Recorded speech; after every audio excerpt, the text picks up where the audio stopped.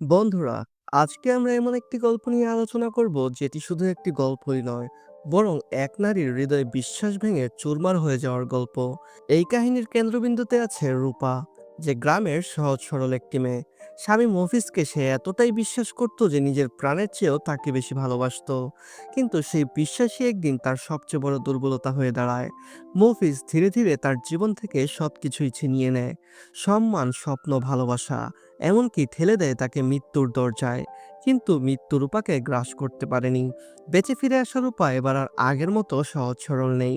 চোখে আছে আগুন, মনে আছে প্রতিশোধের শপথ। প্রতারণার প্রতিদান দিতে গিয়ে সে এক অন্ধকারময় জগতে প্রবেশ করে, হয়ে ওঠে এক ভয়ঙ্কর ক্ষমতার রানী। কিন্তু এই প্রতিশোধের পথ কোথায় গিয়ে শেষ হবে? আর যখন একজন নারীর সব হারানো বেদনা অন্ধকারের রূপ নেয়, তখন সেটা কতটা নির্মম হয়ে উঠতে পারে? সিরিজের প্রতিটি দৃশ্যই আপনাকে টেনে রাখবে। কখনো বিশ্বাসঘাতকতার ব্যথা, কখনো যন্ত্রণার ছটফটানি, আর কখনো প্রতিশোধের নীরব শ্বাস। গল্পটা আমাদের দেখায় কিভাবে এক নিরীহ গৃহবধূর জীবন এক রাতেই বদলে যেতে পারে, আর কিভাবে প্রতিশোধের আগুন মানুষকে এমন পথে নিয়ে যায় যেখান থেকে ফেরার কোনো উপায় থাকে না। গল্পের শুরুতে আমরা রূপা নামের একটি মেয়েকে দেখতে পাই, যে আধুনিক সাজে দৃঢ় পদক্ষেপে এগিয়ে আসছে। স্পষ্ট বোঝা যায় সে আর গ্রামের সহজ সরল মেয়ে নয়। সরাসরি এসে দাঁড়ায় মফিজের সামনে। মফিজ বসে আছে একটি হুইল চেয়ারে, হাতে ব্যান্ডেজ করা। হঠাৎ ফ্ল্যাশব্যাক, কারো হাত নির্মমভাবে কেটে ফেলা হচ্ছে। বর্তমান দৃশ্যে ফিরে রূপা ধীরে ধীরে বলে, মফিজ জানো, পৃথিবীর সবচেয়ে তৃপ্তির মুহূর্ত কোনটা? প্রতিশোধের মুহূর্তটা। তখন রূপার মুখে হালকা মুচকি হাসি। সে আরো বলে, আজ তুমি অসহায়, আর আমি এই রাজ্যের রানী। অথচ আমি কখনোই এই সিংহাসন চাইনি। আমি শুধু তোমার ভালোবাসা চেয়েছিলাম, তোমার পাশে থেকে একটা সাধারণ জীবন কাটাতে চেয়েছিলাম। তুমি জানতেও পারোনি আমি তোমাকে কতটা ভালোবাসতাম। দৃশ্যটি ধীরে ধীরে সরে আসে বর্তমান সময়ে, একটি পুলিশ ইন্টারোগেশন রুমে। ঘরের এক পাশে বসে আছে রূপা, আর অপর পাশের টেবিলে ফাইল ছড়িয়ে বসে আছেন একজন অভিজ্ঞ পুলিশ অফিসার। অফিসার রূপাকে বলে, আপনার স্বামী তো বহুদিন ধরেই নিখোঁজ, অথচ আপনি থানায় কোনো অভিযোগই করেননি। বরং অভিযোগ করেছে আপনার স্বামীর বন্ধু। তিনি জানিয়েছেন আপনার স্বামীকে হত্যা করা হয়েছে, আর সেই হত্যার পেছনে আপনার হাত আছে বলে সন্দেহ করছে। আমার প্রশ্ন খুবই সোজা, আপনি এতদিন কেন চুপ ছিলেন? রূপা চোখে চোখ রেখে উত্তর দেয় যে, আমি খুন করিনি, আমি শুধু প্রতিশোধ নিয়েছি। তার এই রহস্যময় জবাবের সঙ্গে সঙ্গে দৃশ্যটি মিলিয়ে গিয়ে ভেসে ওঠে কয়েক মাস আগের এক ফ্ল্যাশব্যাক। আমরা দেখি এক বেদনাদায়ক মুহূর্ত। রূপা আরেকজন পুরুষের সঙ্গে ঘনিষ্ঠ মুহূর্তে আছে। কিছুটা দূরে দাঁড়িয়ে অসহায় দৃষ্টিতে সবকিছু দেখছে মফিজ। কিন্তু হঠাৎই সব পাল্টে যায়। রূপার চোখে জল চলে আসে। সে লোকটিকে জোরে ঠেলে দিয়ে দূরে সরিয়ে দেয় এবং চিৎকার করে কেঁদে ওঠে। সে মফিজকে বলে, হারামজাদা, আমি তোর মতো নীচ হতে পারবো না, কখনোই না। দৃশ্য আবার বর্তমানের ইন্টারোগেশন রুমে ফিরে আসে। পুলিশ অফিসার হালকা বিদ্রূপের সুরে বলে, আপনি তো শেষমেশ তার মতো হতে পারেননি, আর পারবেনও না। কারণ মানুষ সবসময় নিজের গল্পে নিজেকে নায়িকা ভাবতে ভালোবাসে। যা বলছেন তার কোনো প্রমাণ নেই, সবটাই আপনার বানোয়াট গল্প। রূপা শান্ত মুখে তাকিয়ে বলে, গল্প ভেবে নিলে তা গল্প, আর সত্যি ভেবে নিলে তা সত্যি। তার এই দার্শনিক উত্তর শুনে অফিসার মুচকি আসেন। তিনি বলেন, আপনার গল্পটা আবার শুরু থেকে বলুন, তবে এবার সত্যিটা বলবেন। আপনার স্বামী ঠিক কি করেছিল আপনার সঙ্গে? রূপা মৃদু কণ্ঠে উত্তর দেয়, ও কিছু খারাপ করেনি, ও ছিল আমার বিশ্বাস, আমার নিঃশ্বাস। ওকে আমি নিজের থেকেও বেশি বিশ্বাস করতাম। তার কথার সঙ্গে সঙ্গে দৃশ্য আবার ফিরে যায় অতীতে। আমরা দেখি এক সুখী দম্পতির ছবি, রূপা আর মফিজ নিজেদের ছোট্ট করে হাসি আর ভালোবাসায় ভরা দিন কাটাচ্ছে। রূপা কানে হেডফোন লাগিয়ে গান শুনছিল, কিন্তু মনটা পুরোপুরি মফিজের দিকেই ছিল। হঠাৎ তার কানে ভেসে আসে মফিজের কিছু কথা। মফিজ বলে, ভাই, সম্পত্তি তো আমার স্ত্রীর, আমার কিছুই নেই। কিনতে বেচতে চাইলে ওর সাথেই কথা বলুন, আমি এখানে কোনো অধিকার রাখি না, মালিক তো সে। কথাগুলো রূপার কানে ঠিকই পৌঁছায়। সে ধীরে হেডফোন খুলে মফিজকে কাছে ডেকে অভিমানের সুরে বলে, আমার জিনিস মানে কি তোমার জিনিস নয়? মফিজ হেসে উত্তর দেয়, তোমার জিনিস তোমারই, কিন্তু তুমি তো আমার। শুধু এই একটি বাক্যে রূপার সমস্ত অভিমান গলে জল হয়ে যায়। আবেগে ভেসে উঠে রূপা মফিজকে বলে, দলিল রেডি করো, আমি সবকিছুই তোমার নামে লিখে দিব। টাকা পয়সা সম্পত্তি কিছুই আমার লাগবে না, আমার সবচেয়ে বড় সম্পদ তুমি। আমি তোমাকে ভালোবাসি, তোমাকে বিশ্বাস করি। এই টাকা দিয়ে তুমি ব্যবসা করো, যা ইচ্ছে করো, শুধু আমার হয়ে থেকো। এই সময় আমরা জানতে পারি বহুদিন ধরেই রূপা ও মফিজ সন্তান নেওয়ার চেষ্টা করছিল, কিন্তু আশানুরূপ ফল আসছিল না। এর পরের দৃশ্যে দেখা যায় রূপা ও মফিজ মোটরসাইকেলে করে ডাক্তারের কাছে যাচ্ছেন। সব পরীক্ষা নিরীক্ষার পর ডাক্তার হাসি মুখে সেই প্রতীক্ষিত খবর দেন, অভিনন্দন, রেজাল্ট পজিটিভ, আপনি মা হতে চলছেন। এই কথা শোনার পর তাদের মুখে আনন্দের যে ঝলক ফুটে ওঠে তা ভাষায় প্রকাশ করার মতো নয়, যেন আকাশের চাঁদ হাতে পেয়েছে তারা। তবে ডাক্তার সতর্ক করে দেন প্রথম 3 মাস কোনো শারীরিক সম্পর্ক রাখা যাবে না, আর সম্পূর্ণ বিশ্রাম জরুরি। সম্ভব হলে এই সময়টায় আপনি বাবার বাড়িতে থাকুন, এটাই আপনার জন্য ভালো হবে। হাসপাতাল থেকে ফেরার পথে রাস্তার ধারে মফিজের এক পুরনো বন্ধুর সাথে দেখা হয়।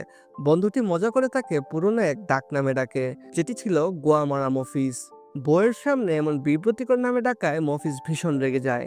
সে তার বন্ধুকে একটি চড় মেরে বলে, দেখিস না পাশে তোর ভাবি আছে। তারপর তারা গ্রামের পথে এগিয়ে চলে। পথে একটি ব্রিজে এসে তারা থেমে যায়। রূপা রেলিংয়ে বসে পড়লে মফিজ তার দিকে তাকিয়ে নরম স্বরে জিজ্ঞাসা করে, তুমি কি আমাকে বিশ্বাস করো? রূপা এক মুহূর্ত দেরি না করে বলে, এই পৃথিবীতে নিজের থেকেও বেশি বিশ্বাস করি তোমাকে। মফিজের মুখে আনন্দের ঝলক ফুটে ওঠে। সে আবেগে রূপাকে জড়িয়ে ধরে। কিন্তু এর পরের দৃশ্য একেবারেই অপ্রত্যাশিত। আমরা দেখি মফিজ কাঁদছে, যেন তার কোনো কাছের মানুষ মারা গেছে। কিছুক্ষণের মধ্যেই কারণ স্পষ্ট হয়, রূপা মাত্র 3 মাসের জন্য বাবার বাড়ি যাচ্ছে। এই সাময়িক বিচ্ছেদেই তার সহ্য হচ্ছে না। তার চোখের জল যেন প্রমাণ করে স্ত্রীর প্রতি তার ভালোবাসা কতটা গভীর। তার স্বামীর এমন ভালোবাসা দেখে রূপার মন আনন্দে ভরে ওঠে। মনে মনে আল্লাহকে ধন্যবাদ জানিয়ে ভাবে, এমন স্বামী কয়জনের ভাগ্যে জোটে। এ মানুষটা আমাকে এত ভালোবাসে, আমার কপালে এত সুখ লেখা ছিল। রূপা মফিজের চোখে জল মুছে দিয়ে শান্ত করতে চায়, বলে, এভাবে কেঁদো না, তোমার কান্না দেখলে আমার বুকের ভেতরটা মোচড়ায়। এই কথা বলে সে স্বামীকে শক্ত করে জড়িয়ে ধরে। দৃশ্য বদলে যায়। এবার দেখা যায় একটি নৌকা নদীর বুকে এগিয়ে চলছে। রূপা নৌকায় বসে কান্না করছে। মফিজ অবাক হয়ে জিজ্ঞেস করে, এবার আবার তুমি কাঁদছো কেন? রূপা ভেজা চোখে উত্তর দেয়, আমি তো তোমার জন্য কাঁদছি। আমি না হয় বাবার বাড়ি থাকবো, কিন্তু তুমি একা কিভাবে থাকবে? এই কথা ভাবতেই আমার কান্না পাচ্ছে। এই সুযোগে মফিজ তার আসল পরিকল্পনা বাস্তবায়নের জন্য নিখুঁত এক চাল চালায়। সে বলে, আরে তুমি তো আমাকে অনেক কাজ দিয়ে গেলে, তোমার জমি বিক্রি করে আমাদের আসতে চলা সন্তানের জন্য একটা স্কুল বানাবো। আমাদের বাড়িটা সাজিয়ে তুলবো স্বপ্নের মতো, যেখানে আমরা সুখে শান্তিতে থাকবো। এইসব করতে করতে 3 মাস কিভাবে কেটে যাবে বুঝতেও পারবো না। স্বপ্নের এই সুন্দর জাল বোনার পরেই মফিজ মূল ফাঁদ পেতে দেয়। রূপার সামনে সব সম্পত্তির দলিল সাজিয়ে দিয়ে বলে, এগুলোতে শুধু সই করে দাও। অন্ধবিশ্বাসে রূপা একবারও না ভেবে নিজের সবকিছু তার হাতে তুলে দেয়। রূপা দলিলগুলোতে সই করে দেয়, ঠিক পেছনে বসে থাকা মফিজের পুরনো বন্ধুর উপস্থিতিতে। মফিজের বন্ধুটি তখন এক গভীর অর্থবহ মন্তব্য করে। সে বলে, যখন আসে অর্থ, পূর্ণ হয় স্বার্থ, প্রেম তখন ব্যর্থ হয়ে যায়। দলিলগুলো হাতে পাওয়ার সঙ্গে সঙ্গেই মফিজের মুখে ফুটে ওঠে এক শিকারী বিজয়ের হাসি, যেন বহুল প্রতীক্ষিত গুপ্তধন অবশেষে তার হাতে এসে ধরা দিয়েছে। দৃশ্য আবার ফিরে আসে বর্তমানে পুলিশ ইনভেস্টিগেশন রুমে। তবে এবার অফিসারের সামনে বসে আছে মফিজের সেই পুরনো বন্ধু। অফিসার ঠান্ডা গলায় জেরা করতে শুরু করেন। তিনি বলেন, মফিজ যেদিন তার স্ত্রীর সব সম্পত্তি নিজের হাতে নিল, সেদিন থেকে তার সব অপকর্মের সঙ্গে ছিলেন আপনি। একজন বন্ধু হয়ে আরেকজন বন্ধুকে এইভাবে নষ্ট করলেন কেন? বন্ধুটি নির্লজ্জ ভঙ্গিতে হেসে বলে, নষ্ট কেন করব স্যার? আমি তো শুধুমাত্র তার সৎ কাজে সহায়তা করেছি। তারই স্বীকারোক্তি শুনে গল্প আবার অতীতে পা রাখে। আমরা দেখি মফিজ তার স্ত্রীর দেওয়া সমস্ত জমিজমা বিক্রি করে দিয়েছে, আর হাতে এসেছে কানি কানি টাকা। রূপার সরল ভালোবাসার বিনিময়ে পাওয়া এই বিপুল অর্থ নিয়ে সে সোজা চলে যায় গ্রামের একটি পতিতালয়ে ফুর্তি করতে। সেখানে যখন সে আমোদ প্রমোদের নেশায় ডুবে আছে, ঠিক তখনই ঢাকায় থাকা এক বন্ধু তাকে ফোন করে। সে মফিজকে বলে, শুনলাম বইয়ের সম্পত্তি বেচে তুই বিরাট টাকা কামিয়েছিস। এখন এই গ্রামের পতিতালয়ে পড়ে আছিস কেন? ঢাকায় চলে আয়। এইখানে তোর জন্য অপেক্ষা করছে দেশের সব নামি দামি মডেল ও নায়িকারা। সিনেমা বানাবি, আর সাথে মজাও করবি। তার বন্ধু ফোনের ওপাশ থেকে তাকে আরো প্রলোভন দেখায়। সে তাকে বলে তোর প্রথম ছবির নায়িকা হবে এদেশের সবচেয়ে বিখ্যাত তারকা মিথিলা। ব্যবসাও হবে আর সাথে ফুর্তিও আনন্দ। দুটি লোভনীয় প্রস্তাব শুনে মফিজের আর ধৈর্য থাকে না। সে সোজা ঢাকার উদ্দেশ্যে রওনা দেয়। ঢাকায় পৌঁছেই তার পরিচয় হয় দেশের অন্যতম সেরা নায়িকা মিথিলার সাথে। মিথিলার গ্ল্যামার আর অদ্ভুত আকর্ষণীয় রূপ দেখে মফিজের চোখ ধাঁধিয়ে যায়। মফিজের বন্ধু মিথিলাকে সরাসরি একটি প্রস্তাব দেয়। সে তাকে বলে আপনি সিনেমার জন্য 10 লাখ টাকা পারিশ্রমিক নেন এটা আমরা জানি, কিন্তু আমাদের এই নতুন প্রযোজক আপনাকে 20 লক্ষ টাকা দেবে। দ্বিগুণ পারিশ্রমিকের কথা শুনে মিথিলার মুখেও হাসি ফুটে ওঠে। পেশাদারিতার খাতিরে হলেও সে খুশি মনে প্রযোজক মফিজকে জড়িয়ে ধরে। অল্প সময়ের মধ্যে সিনেমার শুটিং শুরু হয়। আমরা দেখি সিনেমার জন্য নায়িকারা ফটোশুট করছে। লাইট ক্যামেরা অ্যাকশনের মাঝে রঙিন পোশাক আর হাসি খুশির মুহূর্তে ভরে উঠেছে সেট। একটু দূরে দাঁড়িয়ে মফিজ কটু দৃষ্টিতে তাদের দেখছে, যেন সে নিজেকে হারিয়ে ফেলেছে সেই আবেদনময় রূপের জাদুতে। এই সুযোগে মফিজ তার বন্ধুকে ডেকে নিয়ে বলে তুই ওকে সবটা খুলে বলেছিস তো? বন্ধুটি তাকে আত্মবিশ্বাসের সাথে উত্তর দেয় হ্যাঁ, আমি সব খুলে বলেছি। দিনের বেলা শুটিং আর রাতের বেলা তোর জন্য। এই আশ্বাসে মফিজ এগিয়ে যায় মিথিলার দিকে আর সুযোগ বুঝে তার গায়ে হাত দেওয়ার চেষ্টা করে। কিন্তু মিথিলা সাথে সাথেই সরে গিয়ে রুক্ষ গলায় বলে কিছু বলবেন?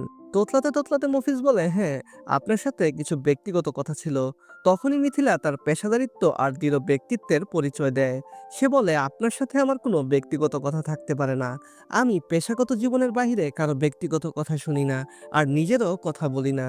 এমন দৃঢ় উত্তরে মফিজের মুখ ফ্যাকাশে হয়ে যায়। সে রাগ আর অবিশ্বাস ভরা চোখে তার বন্ধুর দিকে তাকায়, কারণ তখনই বুঝতে পারে তাকে মিথ্যা বলা হয়েছে। অপমানিত হয়ে মফিজ ফিরে আসে বন্ধুর কাছে। সে বলে নায়িকা তো আমাকে পাত্তাই দিচ্ছে না, তুই কি সত্যি ওর সাথে সব কথা বলেছিস? বন্ধুটি তাকে শান্ত করতে চায়।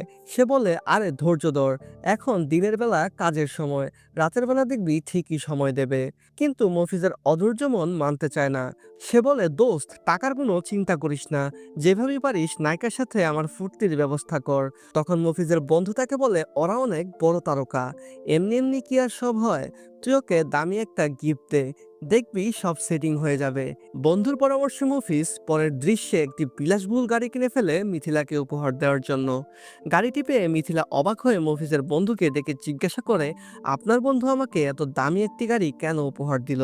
বন্ধুটি কৌশলী হাসি দিয়ে বলে ম্যাডাম, গিফট যখন দিয়েছে নিতে সমস্যা কি? ওর অনেক টাকা, তাই শখ করে দিয়েছে।